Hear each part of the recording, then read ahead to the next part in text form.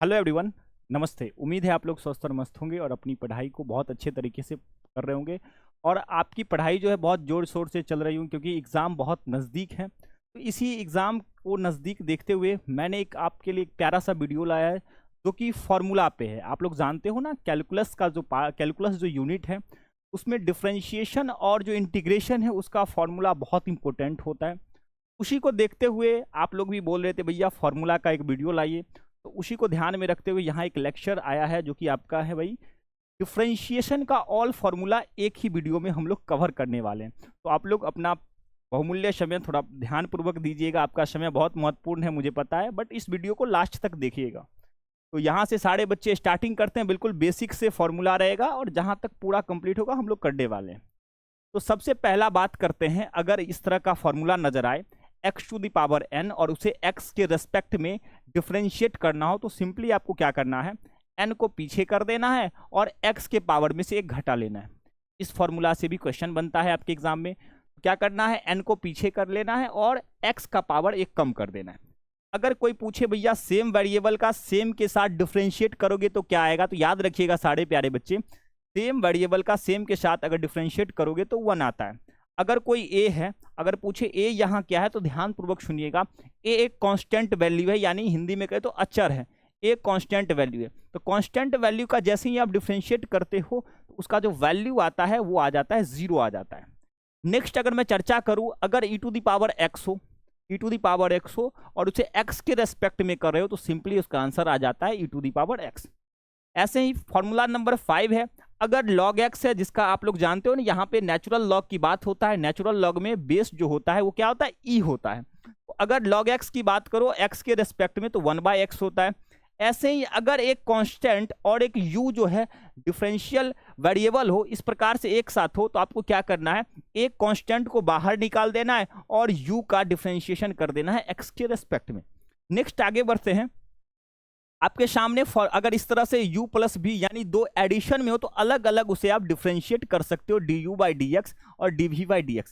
Same अगर minus में दो वेरिएबल हो, डिफरेंशियल वेरिएबल, तो उसे आप अलग अलग करके डिफरेंशिएट कर सकते हो। नेक्स्ट अगर मल्टीप्लाई में हो तो सिंपल सा याद रखना है, एक वेरिएबल को आपको रोकना है। जैसे कि मैं सेकेंड वाले वेरिएबल को यहाँ v को रोक लिया, फर्स्ट को डिफरेंशिएट कर दिया। अब मैं क्या करूंगा, फर्स्ट वाले को रोकूंगा और सेकेंड का डेरिवेटिव यानी डिफरेंशिएशन कर दूंगा, सिंपल। ऐसे ही अगर यहाँ पे फ्रैक्शन में आ जाए, u बाई वी के फॉर्म में आ जाए तो सिंपली वाला लगाना है, पहले एक को रोकना है नीचे वाले v को और पहले वाले का डिफरेंशिएट। अब यहाँ पे याद रखिएगा u इंटू वी में प्लस साइन आता है, u बाई वी में माइनस का साइन आता है। ऊपर सेम रहता है बट यहाँ प्लस माइनस का फर्क है। उसके बाद इसको u को रोक के v वाले का डिफरेंशिएट कर दोगे और फिर पूरे के डिनोमिनेटर में आपका जो यहाँ पे डिनोमिनेटर क्या है, u बाई वी में, तो v डिनोमिनेटर है तो यहाँ पे v स्क्वायर आ जाएगा। ऐसे ही अगला फॉर्मूला की बात करें, अगर a to the power x हो और a to the power x का x के रेस्पेक्ट में डिफरेंशिएशन बोले तो a to the power x as it is आएगा और ये log a आ जाएगा और यहाँ बेस आपको पता है नेचुरल लॉग होने के कारण e होता है। नेक्स्ट अगर बात करूं ट्रिग्नोमेट्रिक फंक्शन का, आप लोग जानते हैं और ट्रिग्नोमेट्रिक फंक्शन का बहुत ही इंपॉर्टेंट होता है फॉर्मूला। शॉर्ट आंसर में भी बनाने में काम आता है, ऑब्जेक्टिव के साथ साथ, और लॉन्ग में भी बहुत जरूरी है। तो अगर बात करें साइन एक्स का कोई डिफरेंशिएशन पूछे तो साइन एक्स का कॉस एक्स होता है। अगर कोई पूछ ले कॉस का तो यहाँ माइनस साइन एक्स होता है। टेन एक्स का पूछ ले तो सिंपली आपको कहोगे सेक स्क्वायर एक्स होता है। भैया कॉट का पूछे तब क्या कहूंगा, तो कॉट का पूछे तो माइनस का कॉसेक स्क्वायर एक्स कहेंगे। नेक्स्ट अगर बात करें लास्ट में कॉशेक की, सेक की बात करो तो sec x into tan x हो जाएगा डिफरेंशिएशन। कॉशेक की बात करें तो minus cosec x into cot x होगा। एक बात ध्यानपूर्वक मेरी बात सुनिएगा, अब एक बच्चे के मन में सवाल आएगा कि माइनस साइन कहाँ लगता है, तो एक पैटर्न ऑब्जर्व कीजिएगा। जिस भी फॉर्मूला में सी से स्टार्ट होता है, जैसे सी से कॉश वाला देखो माइनस का साइन एक्स आ गया, सी से कॉट का कॉसेक स्क्वायर एक्स होता है, साथ में देखो सी से स्टार्ट होने के कारण यहाँ माइनस आया। यहाँ देखना सी से स्टार्ट हो रहा है कॉसेक, तो यहाँ देखो माइनस में इसका डिफरेंशिएशन आ रहा है। तो सिंपली इस तरीके से आप याद रख सकते हो माइनस कहाँ पे आएगा। अगला मैं बात करने वाला हूँ आईटीएफ का, यानी इनवर्स ट्रिग्नोमेट्रिक फंक्शन। ये बहुत ही सिंपल है, आईटीएफ का फॉर्मूला डिफरेंशिएशन वाला बहुत ही सिंपल है। अगर साइन इनवर्स एक्स का बोले तो एक याद रखोगे 1/√1 माइनस एक्स स्क्वायर। अब पूछे भैया कॉस इनवर्स एक्स का डिफरेंशिएशन बता दो, सिंपली इसमें माइनस लगा दो, as it is same to same होगा। tan इनवर्स x वाला बहुत ही महत्वपूर्ण है, इसको भाई स्टार लगा लो या इंपोर्टेंट लगा लो, ये बहुत बार आपके यूज में आने वाला है। ये होता है 1/1 + x²।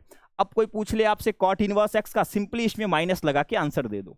नेक्स्ट अगर मैं बात करूं नेक्स्ट फॉर्मूला sec का, तो sec inverse x simply 1/mod के अंदर x √x² - 1।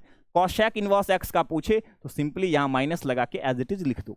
ये सारी फॉर्मूला ITF का क्लियर होता है। आगे जैसा कि मैं बताता हूं, अगला फॉर्मूला यहां से भैया 23 फॉर्मूला था, और मुझे उम्मीद है 23 का 23 फॉर्मूला आपका कंप्लीट होता है, और आप लोग इस फॉर्मूला को अच्छे तरीके से रिवाइज कर लीजिएगा। कंसेप्ट पे भैया पूरा फोकस करना है, और फॉर्मूला बिल्कुल डिफरेंशिएशन का याद रखना है, ताकि आपके एग्जाम में आपको बेहतर मार्क्स मिल पाए। आप लोग जानते हो डायरेक्ट फॉर्मूला से भी आपके एग्जाम में पूछा जाता है।